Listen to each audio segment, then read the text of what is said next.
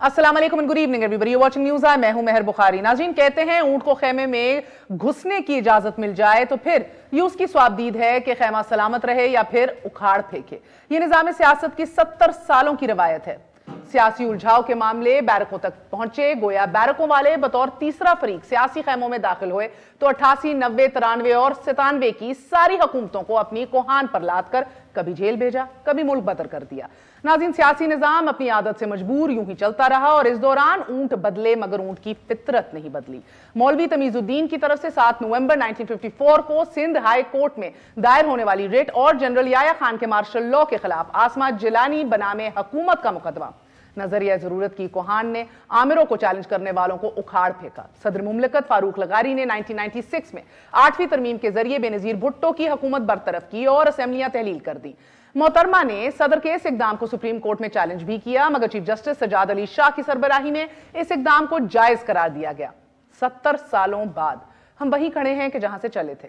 हुकूमत वक्त ने अपने तई सेनेट इंतखाबात से मुतल्लिक सदारती ऑर्डिनेंस पास किया। वजीर आजम की तजवीज पर मुल्क की सबसे बड़ी अदालत से सेनेट इंतखाबात ओपन बैलेट के जरिए कराने की तजवीज मांगी। रेफरेंस में मौकफ था कि आईनी तरमीम के बगैर इलेक्शन एक्ट में तरमीम करने के लिए राय दी जाए, मगर मामला कानूनी मुशावरत यानी कि लीगल एडवाइस से कहीं आगे दिखाई दे रहा है। यूं तो आला अदालत में सदारती रेफरेंस पर 12 समातें हो चुकी हैं। इन दर्जन भर समातों में हुकूमत सदारती रेफरेंस पर एडवाइस लेने के प्रोसेस में है एज वी स्पीक, मगर इदारों की अहलियत जरूर चैलेंज हुई। आज की समात में जस्टिस इजाजुल एहसन ने चीफ इलेक्शन कमिश्नर से पूछा कि आपके नजदीक खुफिया राय दही क्या होती है, जिसके जवाब में सिकंदर सुल्तान राजा ने कहा कि खुफिया वोट वो है कि जिसके डालने वाले का इल्म ना हो। इस पर जस्टिस इजाज ने कहा कि कानून में बैलेट पेपर पर मोहर लगाने के अमल को खुफिया रखने का कहा गया है। इलेक्शन कमीशन ने काबिल शनाख्त बैलेट पेपर्स की मुखालिफत की और चीफ इलेक्शन कमिश्नर ने कहा कि यह नहीं बता सकते कि वोट किसने डाला। बैलेट पेपर पर सीरियल नंबर नहीं होना चाहिए, जिस पर चीफ जस्टिस ऑफ पाकिस्तान ने कहा कि वोट डालने के बाद खुफिया नहीं रह सकता। नाज़रीन, काबिल शनाख्त बैलेट पेपर्स की कानून में गुंजाइश नहीं है, यह कहा चीफ इलेक्शन कमिश्नर ने और मजीद बताया कि सुप्रीम कोर्ट माजी में बैलेट पेपर्स पर निशान लगाने को गैर कानूनी करार दे चुकी है। इलेक्शन कमीशन का यही जवाब कि काबिल शनाख्त बैलेट पेपर्स के लिए आइन में तरमीम करना होगी। फाजिल अदालत ने कहा कि इलेक्शन कमीशन करप्शन रोकने का जिम्मेदार है, वो बताए कि सेनेट इंतखाबात में करप्शन रोकने के लिए क्या इकदाम किए गए हैं। मुख्तसरन इन नटशल आज की समात में अदालत की तरफ से शफाफ इंतखाबात के हवाले से इलेक्शन कमीशन के आईनी इख्तियारात की निशानदही की गई। दौरान समात अटॉर्नी जनरल ने मौकफ अपनाया कि वोट को खुफिया रखने के कानून का इतलाक पोलिंग बूथ तक होता है। वोट डालने के बाद यानी कि बादअज़ां सीक्रेसी के कानून का इतलाक खत्म हो जाता है, यानी कि इट इज ओनली लिमिटेड, महदूद है वो इलेक्शन डे तक, और किसी वोट पर तनाज़े की सूरत में इलेक्शन कमीशन से वोट की तस्दीक के लिए कहा जा सकता है। फिर अदालत ने भी इसी ऑप्शन का जिक्र किया कि वोट डालते हुए तो सीक्रेसी को बरकरार रखा जाए, मगर वोट डालने के बाद वोटर की जांच पड़ताल या शनाख्त की इजाजत हो। अदम मलहूज, यह मामला कोहान की कहानी से जुड़ा है या फिर माजी से मुख्तलिफ, हम कुछ कहने के मजाज नहीं। ऑपोजिशन इस गुस्ताखी की मुर्तकिब जरूर हुई है। आज मरियम नवाज शरीफ साहिबा का कहना है कि उम्मीद है एक फर्द की ख्वाहिश पर एक जमात को रिलीफ देने और हुकूमत की डूबती कश्ती को सहारा देने के लिए पूरी अदलिया की साख को दाव पर नहीं लगाया जाएगा। आइन की वाज़ेह शिक के होते हुए नजरिया जरूरत को जिंदा करना मुल्क, कौम और खुद अदलिया के लिए बहुत बड़ा अलमिया होगा। अनडाउटेडली ये बिलाशुबा ऐसे रिमार्क्स हैं कि जिन पर अदालत को जलाल आ सकता है। हम कानूनी मामले को सुलझाते सुलझाते एक बार फिर वहां खड़े हैं कि जहां अब सबसे पहले अपनी अपनी पगड़ियां बचाना पड़ेंगी। सियासी खैमों के मामले खैमों में ही सुलझाए जाते तो शायद हम जरूरत और इंसाफ के माबैन यूं उलझे ना होते। नाज़रीन, एक छोटा सा वक्फा लेते हैं, वक्फे के बाद हाजिर होंगे। स्टे विद अस, न्यूज़ आए।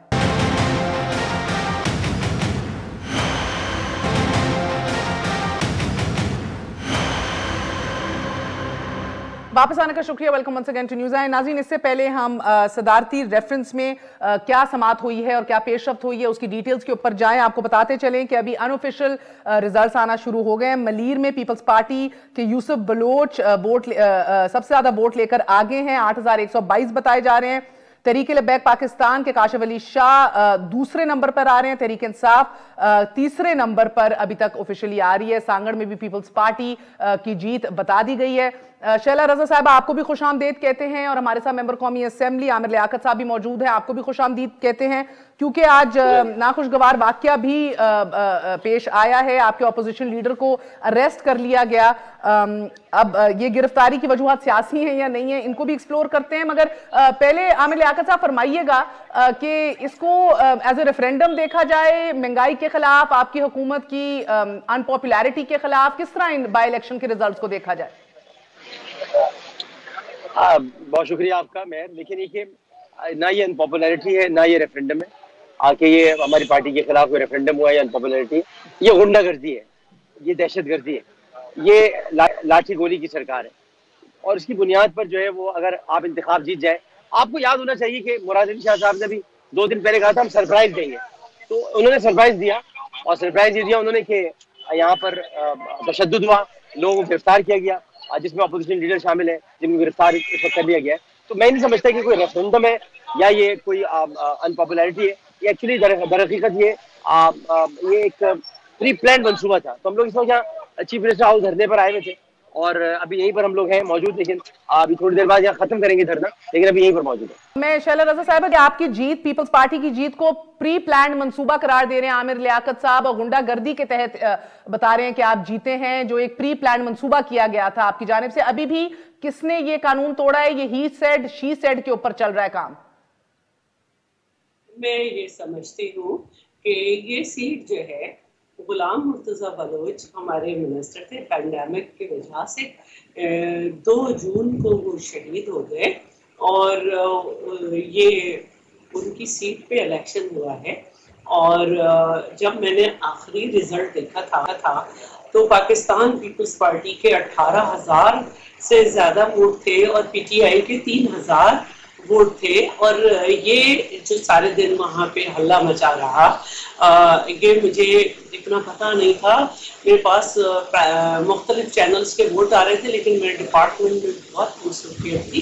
तो मैंने शाम को जब सोशल मीडिया देखा तो उस पर बाकायदा क्लिप्स वायरल हुए थे कि हलीम आदिल शेख ने कितनी गाड़ियों के साथ थे, वाइट और ब्लैक, और उनके नंबर प्लेट्स के ऊपर भी जो है उन्होंने बैनर चिपकाया हुआ था।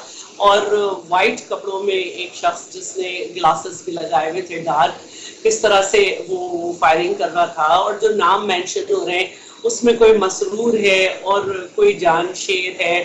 तो मैं ये वीडियोस की मौजूदगी भी है। फिर इलेक्शन कमीशन का ऑर्डर था कि इनको वहां से हटाया जाए। इससे पहले भी इनके खिलाफ ये बात आ गई थी सामने कि वो कॉन्स्टिट्यूएंसी में असला की नुमाइश कर रहे हैं। और आप वीडियो से भी कह रही हैं, और अगर मुझे इजाजत दें आमिर लियाकत साहब, इनकी बात में इतना वजन जरूर है कि जितना ज्यादा फर्क है वोट्स के अंदर, कहां 3, 3,500, कहां 18,000 से जायद, ये बहुत बड़ा मार्जिन है। इसको आप प्रेशर कह लीजिए, कुछ भी कह लीजिए, बट दिस इज ये 19-20 वाला मार्जिन नहीं जिसको हैंडल कर लिया गया हो। मैं कतई ये नहीं कह रहा, मेरा आपने जवाब नहीं सुना। मैं कतई ये नहीं कह रहा कि जो शिकस्त जो हुई है वो कि हमें वोट बहुत सारे पड़े थे और उसके बाद हमसे वोट ले लिए गए, छीन लिए गए। मैं ये नहीं कह रहा। मैं कह रहा हूँ कि इलेक्शन पुरअमन माहौल में नहीं हुए। अगर पुरअमन माहौल में होते तो शायद ये तादाद बढ़ सकती थी वोटों की। मैं ये हार जीत की तो बात ही नहीं कर रहा, हार जीत तो इलेक्शन का हिस्सा होती है। लेकिन अगर ये माहौल पुरअमन होता, तशद्दुद ना होता, कहीं पर कोई ज्यादती ना होती, तो ये शायद वोटों की तादाद बढ़ जाती। मैंने तो ये दावा ही नहीं किया कि इलेक्शन हमने जीतना था। मैं तो ये कह रहा हूँ कि इलेक्शन लड़ तो रहे थे ना। मकसद ये कि वहां पर जिस तरह से तो आप कह रहे हैं कि इतना खराब माहौल था कि आपके हजारों वोटर जो है वो बाहर नहीं आ सके। हजारों नहीं, जो आपने 18,000 का फर्क बताया है, अगर 18,000 का फर्क है तो हो सकता है कि हल्के के अंदर कुछ मुख्तलिफ इलाके हों जिन्हें बंद कर दिया हो, या जहां पर फायरिंग की जा रही हो, या यहाँ पर लोगों के साथ जुल्म ज्यादती हो रही हो, तो वहां से लोग नहीं निकल सके होंगे। लेकिन मैं फिर भी ये नहीं कहता कि इलेक्शन जीतना ही हमारा जो है वो गोल था और इलेक्शन जीतना ही हमें इसके अलावा कोई मसला था। मैं तो ये नहीं कह रहा। मैं ये कह रहा हूँ कि ये जुल्म नहीं होना चाहिए था, ये गोली नहीं चलनी चाहिए थी, ये गिरफ्तारी नहीं होनी चाहिए थी। और जिन वीडियो का जिक्र शैला रजा साहिबा कर रही हैं, जिसमें वो कह रही हैं कि ये वीडियोस में देखा जा रहा है हलीम आदिल शेख साहब के हाथ में असलहा है और उधर से शूटिंग हो रही है। देखिए, मैं इस बात के सख्त मुखालिफ हूँ कि अरकान कौमी असम्बली और सूबाई असम्बली के अलावा कोई भी शख्स जो वहां पर जाए हल्के में जहाँ पे इंतखाब हो रहा हो, शैला साहबा जानती है, मैं बात करता हूँ तो ठीक करता हूँ, दुरुस्त करता हूँ। अगर किसी के पास असला था, अगर कोई फायरिंग कर रहा है, तो ये फायरिंग और ये असला मतलब ये नामुनासिब है। लेकिन क्या ये सही है कि वो हलीम आदिल शेख के पास ही है? क्या ये सही है? तो वो वीडियो दिखा दे, अगर वीडियो दिखा दे तो फिर ठीक है। अभी तो कोई वीडियो नहीं दिखाई ना हमें। ठीक है। मुझे आमिर लियाकत साहब जरा से एक और इशू की तरफ आते हैं। ये तो चलें जीत, आप इसको मुझे लगता है कि आप लोगों को इसको इस तनाजुर में भी देखना चाहिए कि एक ये वोट ऑफ नो कॉन्फिडेंस कह लिया जाए या आपकी दौरे हुकूमत में जो महंगाई है उसके खिलाफ इसको देख लिया जाए। मैं तो मेहर देखता ही इस तनाजुर में जो आप कह रही हैं, मैं तो इस तनाजुर में देखता हूँ। मैंने कभी इस बात के खिलाफ बात नहीं की कि हम लोग अनपॉपुलर होते जा रहे हैं। मैं इस तनाजुर में देखता हूँ, लेकिन जिनको देखना चाहिए वो भी तो देखे। मैं तो देखता हूँ। और पीपल्स पार्टी किस तनाजुर में देखे कि उनके वोटर ने एक बार फिर उनको वोट दिया है क्योंकि उनकी हुकूमत, उनकी तर्ज हुकूमत के अंदर कॉन्फिडेंस रिपोज किया है। देखिए, पीपल्स पार्टी ने अपने यहाँ पर जो एक वोट बैंक उसका है, वो अपना काम कर रही है। अब मैं तो ये नहीं कहूंगा कि उनकी सीट नहीं थी, हम तो मुकाबला करने गए थे। ये सीट हमारी नहीं थी, हम मुकाबला करने गए थे। लेकिन ये कि अगर हम ये कहें, अगर आप कहती है कि इस तनाजुर में देखें आपके अनपॉपुलरिटी है या ये रेफरेंडम आपके खिलाफ हुआ है, मैं अगर देख भी लूँ तो मुझे अकेले के देखने से क्या होगा? मैं तो बहुत देर से मसाइल उठा रहा हूँ आपके सामने। मैं कराची का मसला बार बार उठा रहा हूँ, आप अगर जानती है तो। मैं कह रहा हूँ कि यहाँ लोग मायूस है, मैं कह रहा हूँ कि यहाँ लोग परेशान है। लेकिन अगर उसके बावजूद भी मैं ये कहूँ कि नहीं जनाब ये तो बिल्कुल सही है, जो कुछ भी हुआ है दुरुस्त हुआ है, हमारे साथ ज्यादती हो गई है, बिल्कुल हो गई है। लेकिन ये कि हमें ये भी देखना होगा कि हम कहाँ पर खड़े हैं, हम क्या कर रहे हैं, क्या हमने वो डिलीवर किया कि जिस तरह लोग चाह रहे थे कि हम डिलीवर करें। तो मैं तो आपकी बात से इत्तेफाक करता हूँ, लेकिन इस बात से इत्तेफाक नहीं करता कि आप तशद्दुद या जो है वो लाठी गोली से आप लोग घरों में महसूस कर दें और वो वोट न डाल सकें। मगर आमिर लियाकत साहब, आपकी हुकूमत एट स्टेक लगी हुई है, सेनेट इलेक्शन सर के ऊपर है, इस्लामाबाद के अंदर एक तहलका मचने वाला है, मैदान सजने वाला है जो डॉक्टर हफीज शेख और यूसुफ रजा गिलानी साहब के माबैन जो लाहे अमल तय करेगा आगे वाला पीडीएम का लाहे अमल क्या है, आप लोगों की हुकूमत जो है वो कितनी तगड़ी खड़ी है। फतेयाब हो गए गिलानी साहब तो आपके लिए खतरे की घंटियां आपकी हुकूमत के लिए, और आप इतनी सख्त कठिन मरहले के अंदर आप कहते हैं कि आप वोट ही नहीं देंगे हफीज शेख को। देखिए, मैं क्यों दूं वोट हफीज शेख को जी? मैं अपनी पार्टी के साथ खड़ा हूँ, मेरी पार्टी है। हफीज शेख मेरी पार्टी का है ही नहीं, तो मैं क्या करूँ? मैं अपनी पार्टी के आदमी को वोट दूंगा। आपकी पार्टी की हुकूमत लड़खड़ा दी जाए आपके एक वोट इधर से उधर होने के ऊपर तो खैर है भाई, मेरी पार्टी का आदमी नहीं है हफीज शेख, मैं क्या करूँ? पहले वो हफीज शेख मेरी पार्टी का आदमी तो बने, मैं कैसे दे दूं vote? We'll take a very short break. Stay with us on News Eye.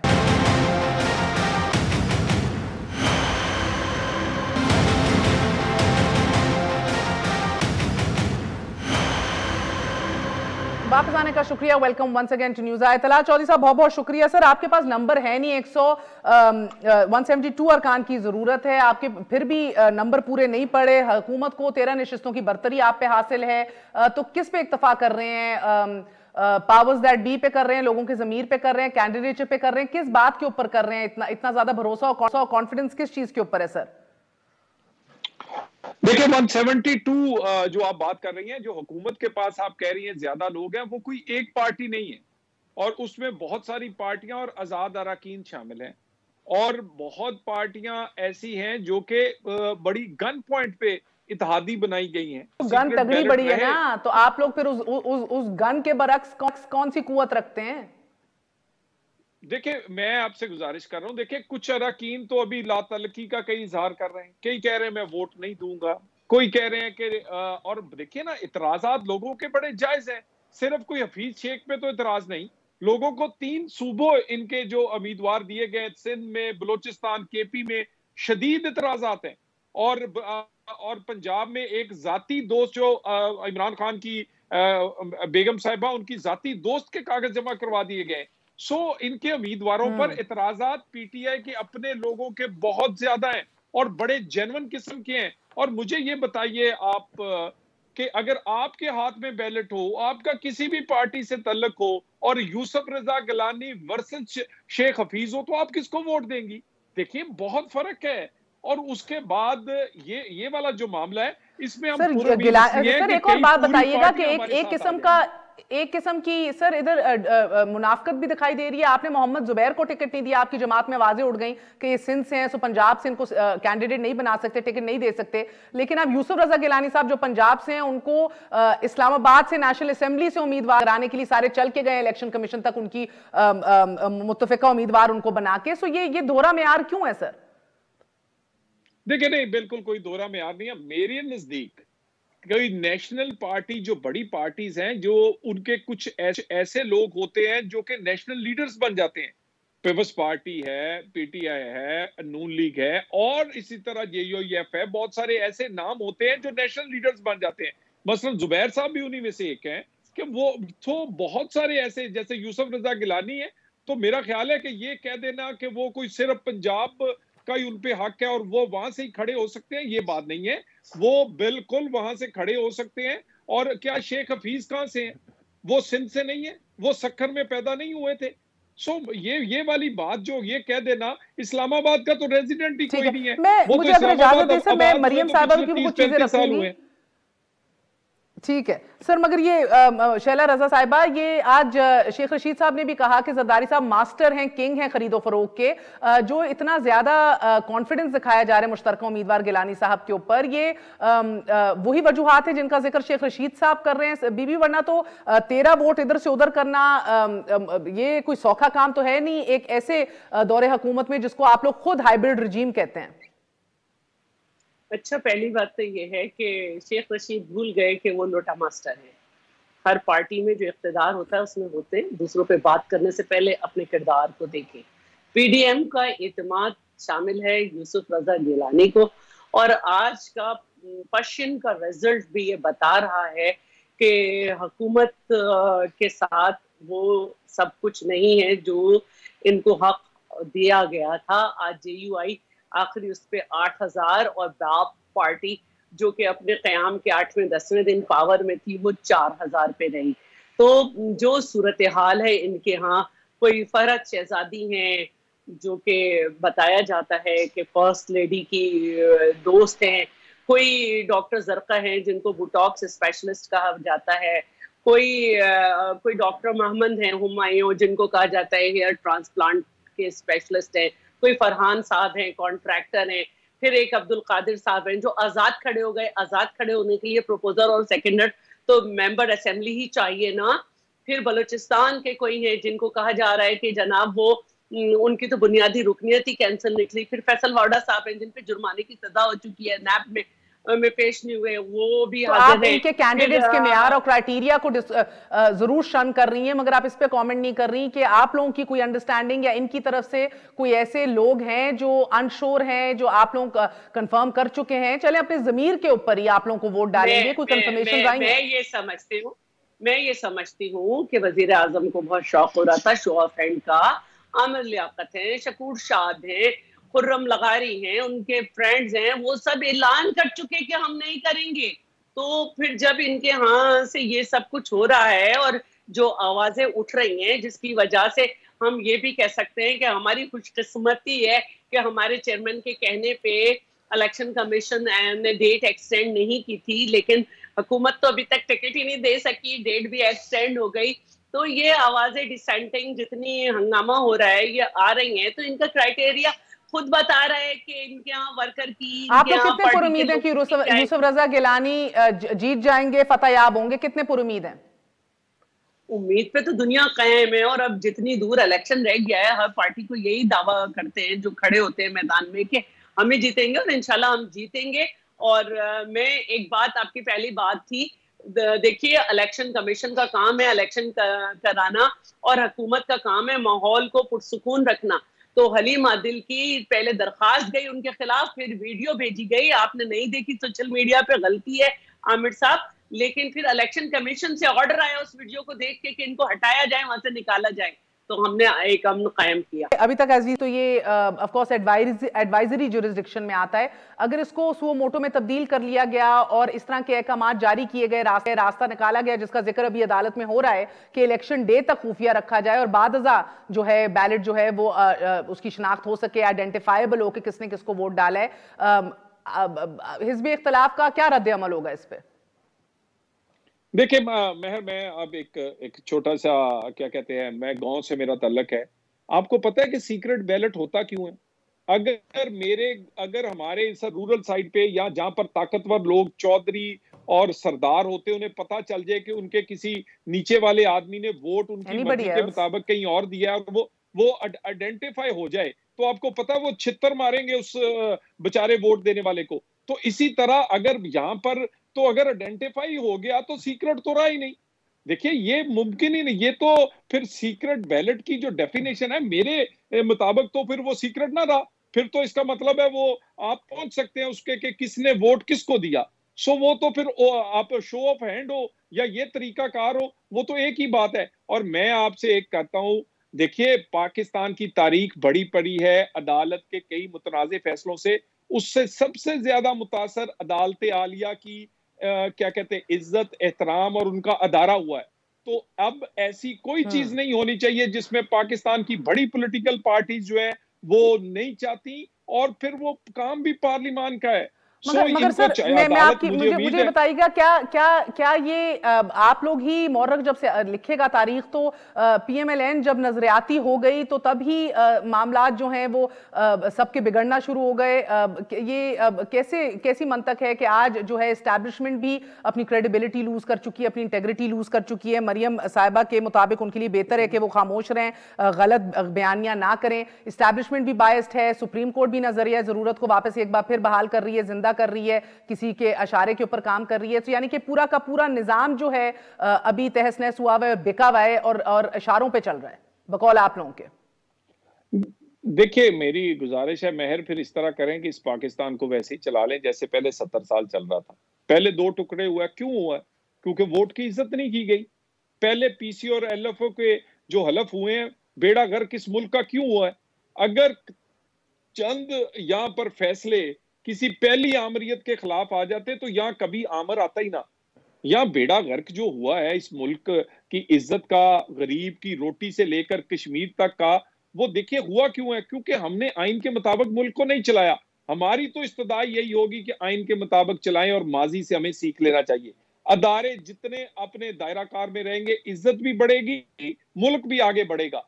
लेकिन अगर नहीं होगा, और 26 तो मार्च आप को जो आप लोग लॉन्ग मार्च करने मर्जी जा रहे गाल। हैं, उसके ऊपर भी कुछ खबरें आ रही हैं कि अभी भी इसके ऊपर गुफ्तशनीद होनी है कि इसका रुख इस्लामाबाद से पिंडी भी तब्दील हो सकता है, और ये धरने में भी तब्दील हो सकता है। क्या इसके ऊपर ये सारा लाहे अमल जो है सेनेट इलेक्शंस के रिजल्ट्स के बाद ही तय होगा? यानी कि यूसुफ रजा गिलानी साहब अगर फतेयाब हो गए तो फिर आप लोग पॉसिबली इन हाउस चेंज देख रहे हैं, जो कि भारत नून लीग कह चुकी है कि कोई फायदा नहीं है, हम उसमें इंटरेस्टेड नहीं है, हम इलेक्शंस में इंटरेस्टेड हैं, वोट ऑफ नो कॉन्फिडेंस देख रहे हैं, या उसके बेसिस के ऊपर फिर आप लोग देखेंगे कि ये तराजू में किसका पलड़ा भारी है? देखिए बिल्कुल आप ठीक कह रही हैं। हम समझते हैं कि कुछ चीजें जो हैं वो हुकूमत के साथ गैर आईनी तौर पे खड़ी हैं, और उन्होंने जानबूझ के इस हुकूमत को मजबूत और खड़े रखा हुआ है आर्टिफिशियली। अगर ये हम हुकूमत को नाजायज समझते हैं, नाअहल नालायक समझते हैं, अब जिसने इसका साथ दिया, इस लॉन्ग मार्च का रुख उस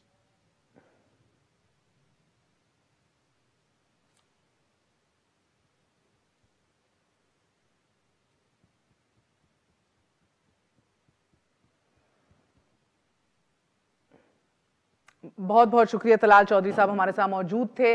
नाज़रीन एक छोटा सा वक्फा लेते हैं, वक्फे के बाद कानूनी राय आपके सामने रखेंगे कि जो दरमियानी रास्ता बकौल कुछ लोगों के लिया जा रहा है वो कितना आईनी है, कितना कानूनी है, और उसके क्या दूररस असरात मुरतब होंगे। साथ साथ आपको बताएंगे कि फाइनली एक बड़ा ग्रोह जिसने कानून को तहफ़्फ़ुज़ फराहम करना था, जिसने आइन का अलंबरदार होना था, जब वो गुंडागर्दी पे उतर आए और उसके बाद बार और बेंच में कोई फ़र्क ना रहे, उसको तहफ़्फ़ुज़ फराहम किया जाए, तो फिर बात कहाँ से कहाँ तलक चली जाती है। लगता है all that is about to change. How exactly? After very short break, stay with us on news आई।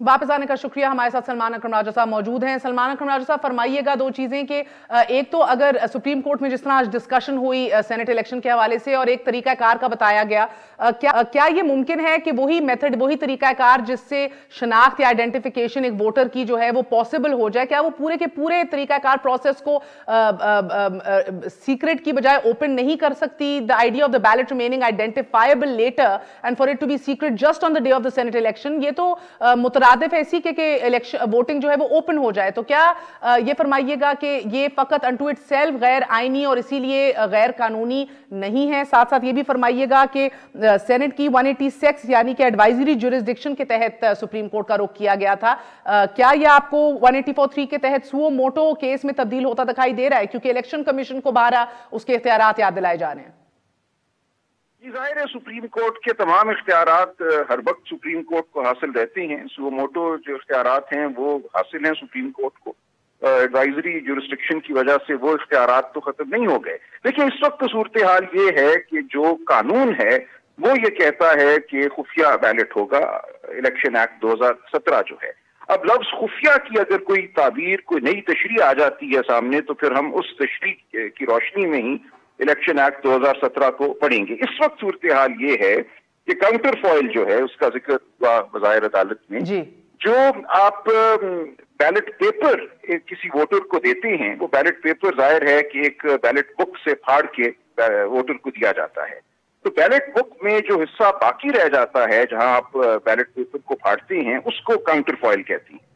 अब वो हिस्सा जो है, उस हिस्से और जो वोटर लिस्ट है, उनमें तो एक शिनाख्त का कोई अमल इस वक्त पैदा किया जाता है। यानी कि जब एक शख्स दाखिल होता है पोलिंग स्टेशन में, तो वोटर लिस्ट में उसका नाम देखकर उससे वहां पे दस्तखत या अंगूठा लगवाया जाता है वोटर लिस्ट पे कि जिसको हम वोट दे रहे हैं, थमा रहे हैं, वो वही शख्स है जिसका नाम वोटर लिस्ट में लिखा हुआ है।